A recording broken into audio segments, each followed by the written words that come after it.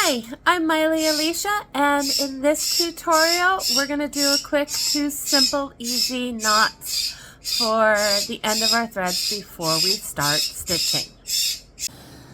Knots. There are a lot of different types of different ways to knot the end of your threads. Let me actually show you on the yellow. It's a little bit easier to see.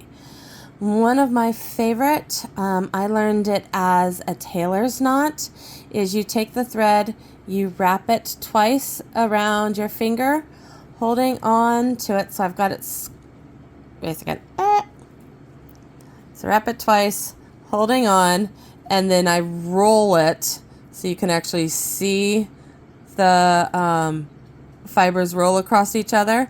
My other finger is going to just come hold, and I let it go, and as I pull, those rolls just tighten up, and I have kind of a rolled tailor's knot. So it's super secure, super tight. When I'm moving fast, you just wrap it and go. Another way to knot your thread is a sewn knot, and what I'm going to do is similar to the tailor's knot, is I'm going to wrap it around my needle instead. So I've got my needle with the teeny tiny little end, and I'm going to wrap it around once, twice. There are a lot of people who will do up to 10. You don't need to do that big of a knot. Smaller, a lot of the times, holds just as well, and it keeps the back of your work nice and neat. So what I'm now going to do is, this is my working loop thread, and I have that teeny tiny tail. I'm going to hold both of them in my hand, and it's loose enough it can go up and down my needle, and I'm actually just going to take the needle and draw it through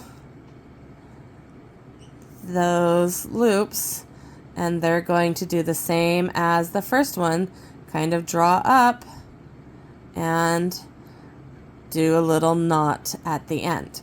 Let me show you that again with the yellow to make it a little easier. So there's my scissors. So I'm going to cut off that knot and grab it. So we already have my needle threaded. I'm going to put it underneath the thread, underneath my needle against my finger, leaving me just a little end. I'm going to wrap it around once, twice. So it's kind of spiraling around. I'm going to grab both ends of the thread, both the working and that little teeny tiny tail.